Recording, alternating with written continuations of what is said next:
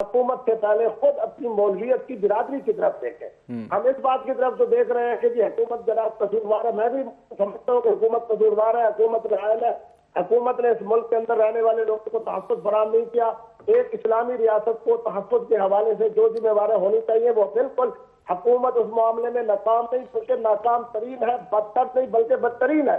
لیکن خدا را میں 10 بج تک سننے والے علماء کے بارے میں بھی کہتا ہوں اور جو موجود ہیں ان سے بھی عرض کرتا ہوں کہ سب سے پہلے میرے کی ذمہ داری ہے وہ علماء اسلام پر ہے. احبار اصول و روحانیہ جس معاشرے جس اسلامی ریاست کے اندر صلاحیت فرقہ واریت کا پرچار کرے گی, اپنی نسبت فرقے کی بنیاد کے اوپر اپنے آپ کو باندھے گی, وہاں بھی چاہے تاجر لوگ رہنے والے تاجر ہو, میرے جیسے متاجر لوگ مسلمان. اچھا مفتی کبھی صاحب, آپ نے کہا کہ ایک جو پاکستان جو ہے وہ ملائیت کا شکار ہو چکا ہے اور یہ کوئی ایجنڈا ہے جس کو فالو کیا جا رہا ہے, تو علماء اکرام اس کا مطلب ہے کہ قوم کو متحد رکھنے کے بجائے تقسیم کرنے میں کامیاب ہو گئے ہیں؟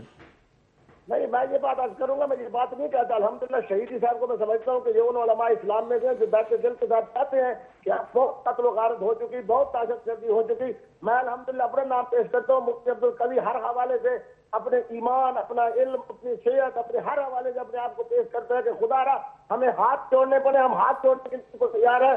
اللہ اور رسول اللہ کا واسطہ دینے کے لیے تیار ہیں. جو صحابہ کو ماننے والے ان کو ابو بکر عمر کا واسطہ دیتے ہیں, جو اہل بیت نظام کو ماننے والے تھے انہیں حسنین کریمین کا واسطہ دیتے ہیں کہ خدا را اب مسئلہ یہ نہیں رہا کہ جناب ملائیت کی بنیاد کے اوپر, فرقہ واریت کی بنیاد کے اوپر آپ لوگوں بیچاروں کو, پاکستان کے اندر رہنے والے سادہ لوگ مسلمانوں کو, میرے پر تاجر صاحب نے یہ بات کی, خدا کی قسم میرا دل رونے لگا. انہوں نے کہا کہ ہمارا کیا قصور ہے, ہمارا صرف یہی قصور ہے کہ ہم مسجد سے. ٹھیک, مفتی قوی صاحب آپ ہمارے ساتھ ٹیلی فون لائن پر ہی موجود رہے. ہمیں جوائن کیا ہے صوبائی وزیر قانون رانا ثناء اللہ صاحب نے. بہت شکریہ رانا صاحب ہم سے پروگرام میں شرکت کرنے کا. ہمارے ساتھ راولپنڈی تاجر برادری کے نمائندے بیٹھے ہیں, شرجیل میر صاحب, امین شہیدی صاحب ہیں, مفتی قوی صاحب ہیں. تو تاجر برادری کی یہ ایک کہنا ہے کہ بہت اچھا حکومت پنجاب نے اقدامات اٹھائے, بہت اچھا فیصلہ کیا کہ 34 کروڑ سے زیادہ جو روپیہ ہے مختص کیا تاکہ مسجد جامعہ تعلیم القرآن اور مدینہ مارکیٹ کی تعمیر کی جا سکے. لیکن وہ یہ کہتے ہیں کہ تاجر برادری کا جو نقصان ہوا ہے, 2.5 ارب روپے کے کلیم جمع کرائے ہیں, اس پر حکومت پنجاب کی جانب سے ابھی تک خاموشی ہے. کیا اس پہ بھی آپ کوئی فیصلہ کرنے کا ارادہ رکھتے ہیں؟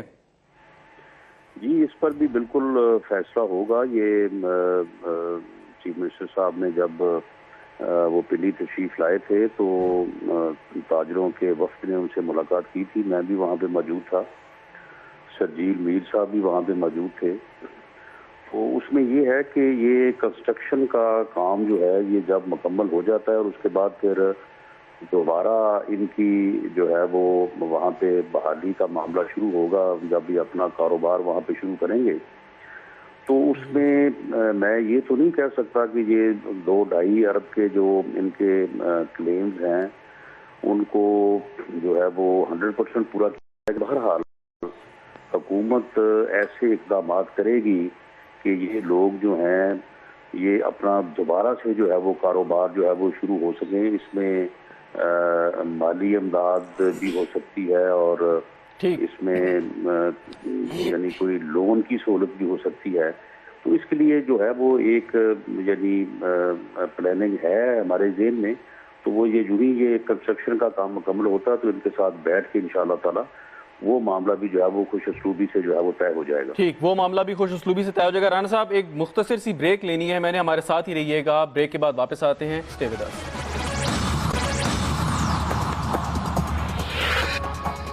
پروگرام میں ایک بار پھر خوش آمدید. ہم بات کر رہے ہیں راولپنڈی سانحے کے 2.5 ماہ گزر گئے ہیں اور ابھی تک وہاں پہ کیا ہو رہا ہے. شرجیل میر صاحب, رانا ثناء اللہ ہمارے ساتھ موجود ہیں ٹیلی فون لائن پہ. انہوں نے بریک پہ جانے سے پہلے کہا کہ پہلا پریورٹی جو ہے وہ وہاں کی تعمیر ہے, وہ جب ہو جائے گی تو آپ کے ساتھ بیٹھیں گے, کمپنسیشن دینی ہے وہ بھی ہو جائے گا, کوئی سافٹ لون ہے اگر تو وہ بھی مل جائیں گے آپ کو, جو میرے خیال میں بڑی اچھی بات کر رہے ہیں.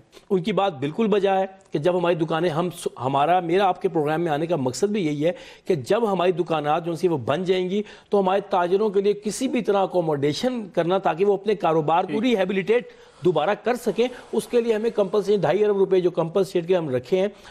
رانا صاحب سے یہ درخواست ہے کہ ہم نے آج گورنر صاحب سے بھی یہ بات کہی ہے اور چیف منسٹر صاحب سے یہ بات کریں گے کہ زیادہ سے زیادہ کمپلسیٹ کیا جائے تاجروں کو تاکہ وہ اپنے روزگار جو سے دوبارہ شروع کر سکیں. اور میں یہ سمجھ رہا ہوں کہ یہ غیروں کا ایجنڈا ہے جو آج جو دہشت گردی کی ملک کے اندر بات ہو رہی ہے, یہ غیروں کا ایجنڈا ہے کیونکہ بیرونی سرمایہ کاری پاکستان کے اندر نہیں ہو رہی اور وہ چاہ رہے ہیں کہ جو پاکستان کی ریڑھ کی ہڈی تاجروں کو حیثیت حاصل ہے اس کو بھی زد لگا کے ختم کیا جائے. امین شہیدی صاحب, اس سے پہلے میں رانا صاحب کے پاس دوبارہ واپس جاؤں, آپ نے بات کی تھی پروگرام کے شروع میں کہ ریاست جو ہے وہ برابری کی نگاہ سے نہیں دیکھتی جو یہاں پہ بسنے والے شہری ہیں, پاکستانی ہیں, مسلمان ہیں ان کو, اور کیا آپ سمجھتے ہیں کہ ریاست کوئی ڈسکریمنیشن کر رہی ہے اپنی شہریوں کے ساتھ؟ میں نے یہ عرض کیا تھا کہ ریاست کو ایک ماں کی طرح سے اپنے بچوں کو برابر کی سطح پہ دیکھنا چاہیے, ورنہ جب معاشرے میں ناانصافیاں جنم لیتی ہیں تو اس کے نتیجے میں پھر ظلم اور بغاوت جنم لیتا ہے اور اس کا پھر سدباب نہیں ہو پاتا. میں نے یہ عرض کیا تھا کہ جس طرح سے مسجد بنائی جا رہی ہے ہمیں بہت خوشی ہے, ہم نے خود بھی آفر دی تھی کہ ہم اس مسجد کی تعمیر میں آپ کا ساتھ دیں گے. میں نے شرجیل میر صاحب سے بھی ایک پروگرام میں بھی یہ عرض کیا تھا کہ اگر آپ اجازت دیں تو ہم نے چونکہ بات چیت کی ہے اپنی کمیونٹی سے کہ ہم لوگوں سے پیسے لیں گے اور آپ لوگوں کی یعنی تاجر برادری کی مدد کریں گے, چونکہ ہم چاہتے ہیں کہ پنڈی کے اندر امن, امان اور بھائی چارے کی فضا قائم رہے. مفتی قوی صاحب, آپ نے بات سنی امین شہیدی صاحب کی, انہوں نے کہا کہ جو امام بارگاہیں ہیں اس کی طرف حکومت پنجاب کی توجہ نہیں ہے اور اس سے ایک بڑی محرومی کا احساس بھی ہو رہا ہے, اور جیسے میں نے پہلے بھی کہا تھا کہ جذبات بھی بھڑک سکتے ہیں. تو حکومت کی مسجد کے حوالے سے بھی انہوں نے کہا کہ مسجد میں انہوں نے پہلے بھی پیشکش کی کہ مسجد کی تعمیر میں وہ اپنا کردار ادا کرنا چاہتے ہیں اور اب پیشکش ابھی بھی ان کی برقرار ہے, لیکن ساتھ میں کہ حکومت یا ریاست کی جو ایک حیثیت ہے وہ ماں کی طرح ہوتی ہے اور تمام جو شہری ہیں ان کو برابری کی سطح پر ریاست کو جو ہے اس کو ٹریٹ کرنا چاہیے. تو آپ دیکھتے ہیں کہ ریاست کی سطح پر, حکومت کی سطح پر کوئی ناانصافی ہو رہی ہے پاکستانی شہریوں کے ساتھ مسلک کی بنیاد پر؟ دیکھو جی, میں تو ذرا فقہی اجتہادی ذوق کا آدمی ہوں. میں تو یہ عرض کروں گا کہ میرے نزدیک تو جو اسلام نے نظام عاقلہ دیا ہے, میری یہ تجویز ہے اور اللہ کرے اس پر اگر حکومت وقت مرکزی سطح پر اور پنجاب کی سطح پر اس کو کر لے کہ اگر خدا نخواستہ اہل سنت کا نقصان ہوتا ہے تو ہمارے اہل تشیع بھائی جو ہیں وہ سب سے پہلے العاقلہ ہم برادری ہونے کے حوالے سے اس کے تمام اخراجات کی کفالت اور سرپرستی یہ کریں. اور اگر اہل تشیع بھائیوں کا امام بارگاہ کے حوالے سے یا مساجد کے حوالے سے یا عبادت گاہ کے حوالے سے کوئی نقصان ہوتا ہے تو اہل سنت کی جو مختلف تنظیمیں ہیں العاقلہ کی بنیاد کے اوپر ان پر ذمہ داری ڈالی جائے. باقی اگر کوئی کمی کوتاہی ہو تو وہ ریاست پوری کر دے. دوسری بات یہ ہے کہ ریاست کی یقیناً یہ فریضہ بنتا ہے کہ جب یہ اس قدر نااہل ہو کہ عبادت گاہوں تک جو ہے اس کے زمانہ اقتدار کے اندر محفوظ نہ ہو اور خود بیچاری اپنے حوالے سے اس قدر کمزور سے کمزور تر ہو جائے کہ مالی طور پر بھی کمزور ہو جائے, حفاظت کے حوالے سے بھی کمزور تر ہو جائے, ریٹ بھی اس کی باقی نہ رہے, تو اس قدر نااہل حکومت کے اوپر بھی یقیناً فریضہ ان کا بنتا ہے کہ جناب وہ بلا تفریق مسلک, بلکہ میں تو اس دین رحمت سے تعلق رکھتا ہوں کہ سیدنا فاروق اعظم فرما رہے ہیں کہ جس علاقے کی طرف مسلمان جائیں جس شوکت کے ساتھ, جس شان کے ساتھ, جس عظمت کے ساتھ مسجد کو تعمیر کیا جائے اسی شان. اچھا مفتی قوی صاحب, یہ مجھے بتائیں کہ حکومت کی بات تو ہے, یہ سارے لوگ مانتے ہیں حکومت بہت کمزور ہے, حکومت نے اپنی ذمہ داریاں پوری نہیں کی, سیکیورٹی فراہم نہیں کی. اگر حکومت سیکیورٹی فراہم کرتی تو یہ سانحہ ہی نہ پیش آتا اور اس کے بعد جو واقعات پیش آئے وہ بھی نہ پیش آتے. لیکن اس کے ساتھ ساتھ علماء کرام کی تو بھی ذمہ داری عائد ہوتی ہے. آپ کے سامنے ابھی تک آپ لوگ کسی ضابطہ اخلاق پر متفق نہیں ہو پائے, اور ہم نے دیکھا کہ مولانا طاہر اشرفی جو صاحب جو ہے وہ اکثر یہ ذکر کرتے ہیں کہ انہوں نے کوئی ضابطہ اخلاق جو ہے وہ اہل تشیع کو بھی بھجوایا, اہل سنت کو بھی بھجوایا, لیکن آپ لوگ اس پہ ابھی تک کوئی کنسنسس ہی نہیں ڈیولپ کر پائے. تو یہ کس قسم کا آپ اسلام کا پرچار کر رہے ہیں؟ یہی بات کروں گا کہ نشستن گفتن برخاستن, میں تو 1982 سے میدان عمل کے اندر ہوں.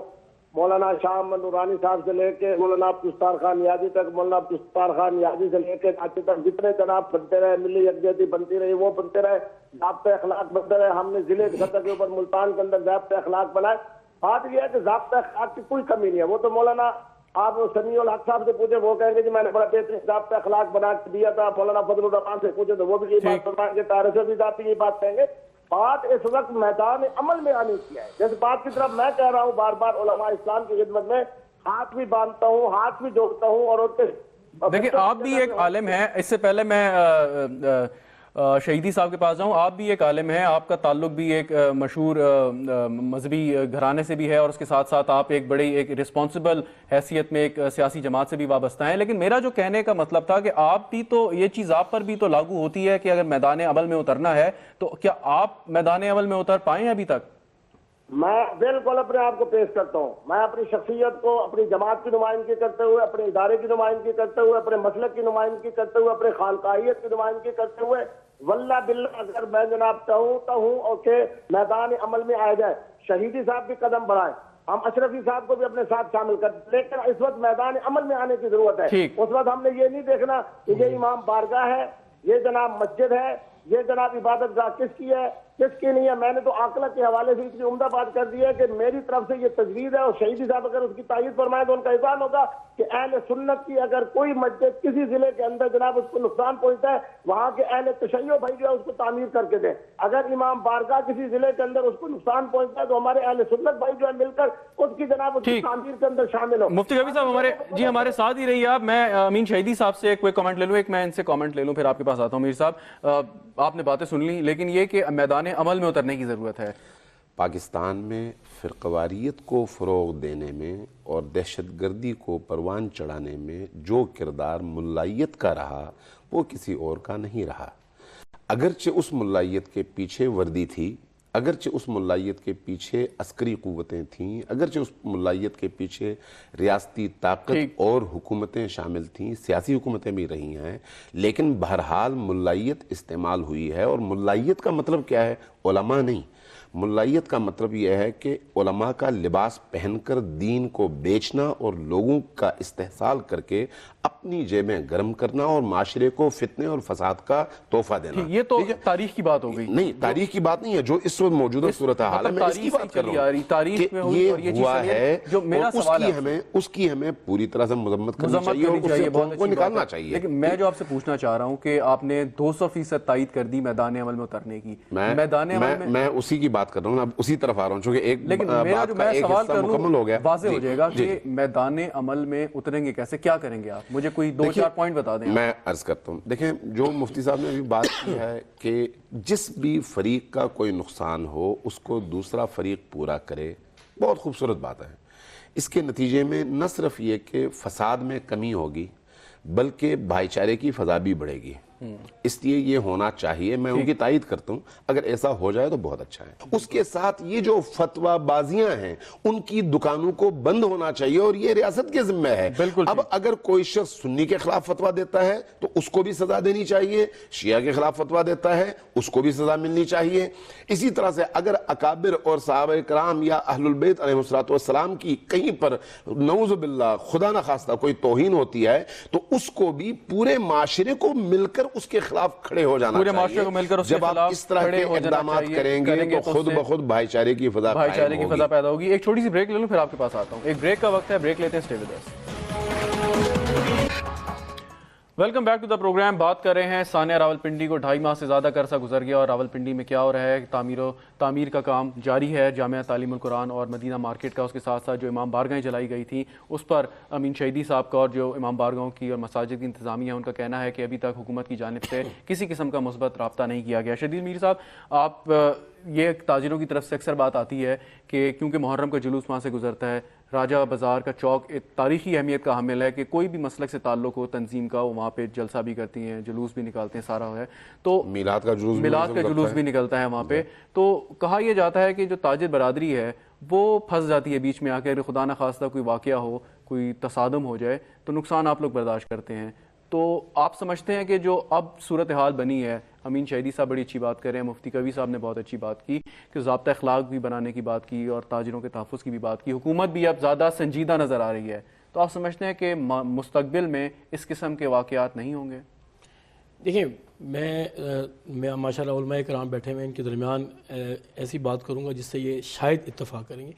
قرآن میں ایک آیت ہے جس کو بہت استعمال کیا جاتا ہے اس تفرقے کے لیے, وَاعْتَصِمُوا بِحَبْلِ اللَّهِ جَمِيعًا وَلَا تَفَرَّقُوا, ہے جی, کہ اللہ کی رسی کو مضبوطی تھامے رکھو, تفرقہ مت ڈالو. اب ہمیں یہ سمجھنا ہے اس آیت کو کہ اللہ کی رسی لا الہ الا اللہ محمد رسول اللہ, ٹھیک ہے جی. اب تفرقہ یہود و نصارہ تمہارے دشمن ہیں یہ کہہ دیا. اب یہ تفرقہ جو ہے یہود و نصارہ کی وجہ سے آپ میں ڈلے گا اور آپ اس میں استعمال ہو جائیں گے. یہود و نصارہ کہاں سے آ گئے اس میں؟ 100% یہود و نصارہ کی سازشیں ہیں اور یہ ملائیت جسے کہا جا رہا ہے. ہمیں جو سب سے اہم کام کرنا پڑے گا شہزاد صاحب, مجھے آپ نے کنفیوز کر دیا کہ بات یہ ہے کہ اگر راول پنڈی میں جو واقعہ ہوا اس میں کون سا یہود کا ایجنٹ, کون سا نصارہ کا ایجنٹ, کون سی سازش, وہی لوگ تھے جو آئی وٹنس ہے کہ آپس میں ایک طرف بھی مسلمان, مرنے والا بھی مسلمان, مارنے والا بھی مسلمان, شر پسند تھے اور وہ لوگ استعمال ہو سکتے ہیں, وہ لوگ نہیں تھے. یہاں شر پسند آئے تھے اور یہ غیر نہیں چاہتے کہ پاکستان سالمیت میں نہ آئے اور پاکستان کا بہتری نہ ہو. میں یہ سمجھ رہا ہوں کہ وہی یہود و نصارہ چاہتے ہیں کہ ملک ہمارا ہمارے ساتھ ٹیلی فون لائن پہ طلال چودھری صاحب ہیں, لیکن ان کے پاس جانے سے پہلے ایک کوئک میں آپ سے کوسچن اور کرنا چاہوں گا.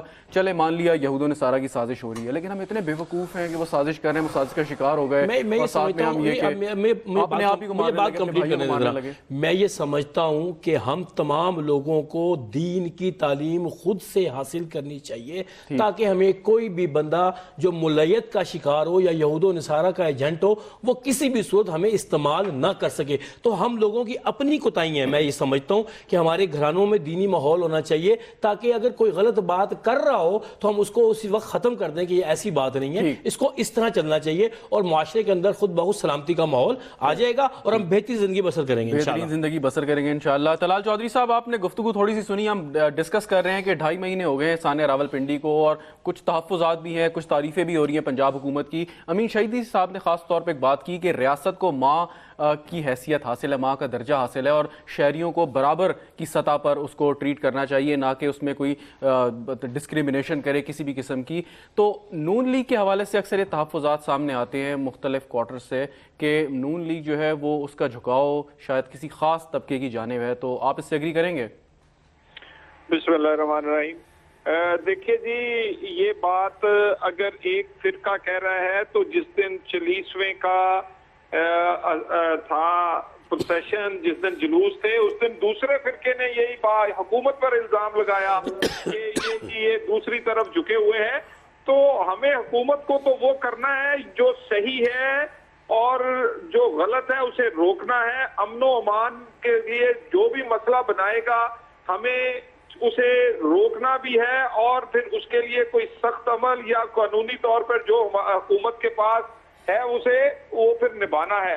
تو ہم نے تو اس میں بالکل اس میں کوتاہی ہوئی, اور کوتاہی اگر انتظامیہ کی شامل تھی تو ابھی میرے سے پہلے میرے بھائی جو تھوڑی سی میں نے بات سنی, اس میں ہمیں اپنا آپ کو بھی شامل کرنا چاہیے کہ ہم میں نہ صبر ہے نہ حوصلہ ہے اور ہم میں علم بھی, ہم میں کم علمی بھی ہے. ہم اگر کوئی سازش کرتا ہے تو سازش کا فوراً حصہ بن جاتے ہیں.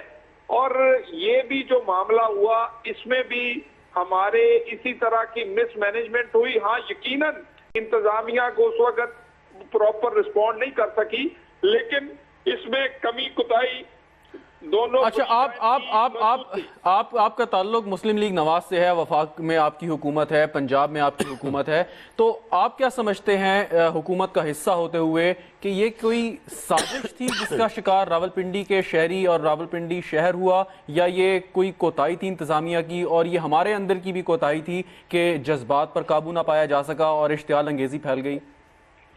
دیکھیے جی, اس میں سمجھتا ہوں کہ یہ دونوں چیزیں شامل تھی. اشتعال انگیزی بھی پھیلی اور انتظامیہ نے بھی, اس میں سے کچھ لوگوں نے جو موقع پر موجود تھے انتظامیہ کے, وہ فوری طور پر وہ اقدامات نہ کر سکے جس سے یہ معاملات زیادہ نہ بڑھتا. مگر اب ایک واقعہ ہو گیا ہے, ہمیں اس سے سبق سیکھنا چاہیے اور ہمیں آنے والے وقت کے لیے اپنے آپ کو تیار کرنا چاہیے. پنجاب حکومت نے نہ صرف پورے قانونی اقدامات کیے, جو لوگ گناہگار تھے انہیں پکڑ کر سزا دلوانے کی جو کوشش ہے اس کا عمل جاری ہے, اور اس کے ساتھ ساتھ جو نقصان ہوئے ہیں اس کے نقصان کے ازالے کے لیے, ہاں جانوں کا نقصان کا تو ازالہ کیا ہی نہیں جا سکتا, لیکن مالی نقصان کے ازالے کے لیے جو پیسے تھے جو حکومت پرووائڈ کر سکتی تھی, جو مسجد اور مدرسہ بنا سکتی تھی, اس کے لیے وہ کام بھی جاری ہے. بالکل. طلال چودھری صاحب, آپ ہمارے ساتھ 5 منٹ اور لائن پہ موجود رہیے گا. میں امین شہیدی صاحب سے یہ بات کرنا چاہوں گا. انہوں نے کہا جی ذمہ داروں کو گرفتار کر لیا, تحقیقات بھی ہو گئیں اور میرے خیال میں اب عدالت میں جائے گا, جرم ثابت ہو گیا تو سزا بھی مل جائے گی. آپ نے کچھ تحفظات کا اظہار کیا تھا کہ جو لوگوں کو پکڑا ہے شاید وہ دیکھیے طلال چودھری صاحب کی بات سے میں اتفاق کرتا ہوں کہ معاشرے کے اندر علم بھی کم ہے, حلم بھی کم ہے, تحمل بھی کم ہے, اور ہم سازش کا جلدی شکار بھی ہو جاتے ہیں, اور اس کے نتیجے میں پھر اس طرح کی بدعنوانی بھی پھیلتی ہے. لیکن میں اپنے اس موقف پر اب بھی قائم ہوں کہ ریاست کو جو ذمہ دارانہ رول ادا کرنا چاہیے اس میں یقینی طور پر جھکاؤ کسی بھی طرف نہیں ہونا چاہیے, بلکہ اس کا جھکاؤ قانون اور آئین کی طرف ہونا چاہیے. آئین کی روشنی میں جو درست بنتا ہے اس پر عمل کرنا چاہیے. ٹھیک ہے. اب اس بات سے تو میرا خیال ہے طلال چودھری صاحب بھی اختلاف نہیں کریں گے. جو پنڈی کا واقعہ ہوا ہم سب نے اس کی مذمت کیا ہے. اب وہاں پر دو واقعات ہوئے, ایک مسجد اور کاروباری مرکز جل گیا, اور دوسری طرف 6 مسجدیں اور امام بارگاہیں جل گئی. دونوں کے ساتھ مساوی سلوک ہونا چاہیے یا نہیں؟ ٹھیک. لیکن یہاں پر 291A کی ایف آئی آر کاٹی گئی اور وہاں پر 291 کی ایف آئی آر کاٹی گئی, اور دونوں میں فرق یہ ہے کہ یہ بیلیبل نہیں ہے اور وہ بیلیبل ہے. اس کے بعد جب لوگ عدالت میں گئے تو اس کو بھی 291 کر دیا گیا جج کے حکم پر, نہ پنجاب حکومت کی کوشش سے. یہاں سے جانبداری واضح ہوئی. اس کے بعد ان لوگوں کو جن کو انہوں نے ضمانتوں پہ رہا کر دیا تھا جج کے کہنے پر دوبارہ گرفتار کیا, لیکن اب دوبارہ 6 امام بارگاہیں جلیں, لیکن ایک بندہ بھی اس وقت جیل میں نہیں ہے, ایک بندہ بھی. ٹھیک ہے, سب چھوڑ دیے گئے. ایک اور دوسری طرف ہم کہتے ہیں کہ جو مسجد جلی, مدرسہ جلا, اس کے لیے ہم تیار ہیں کہ ہم اس کی تعمیر کریں. ہم ہاتھ بڑھاتے ہیں مولوی اشرف صاحب کی طرف بھی اور پنجاب گورنمنٹ کی طرف بھی, ہم تعاون دیتے ہیں, آپ کو تعاون کرتے ہیں. لیکن میرا سوال یہ ہے کہ ان 6 امام بارگاہوں اور مسجدوں کا کیا قصور تھا کہ اب تک وہاں پر ان متولیوں سے اور وہاں کے ذمہ داروں سے 1 پیسے کا تعاون نہیں کیا گیا, اور کوئی بھی وہاں پر نہیں گیا کہ بھئی ہم آپ کی بھی تعمیر کرتے ہیں, آپ کی بھی تعمیر کرتے ہیں. طلال چودھری صاحب, ایک مجھے مفہوم لینا ہے مختصر تھا, اس کے بعد ہم آ کے یہی سوال میں آپ کے سامنے رکھوں گا کہ جو امین شہیدی صاحب کہہ رہے ہیں کہ شاید ایسا سلوک کیا جا رہا ہے جس سے جھکاؤ ایک طرف محسوس ہوتا ہے حکومت کا. ہمارے ساتھ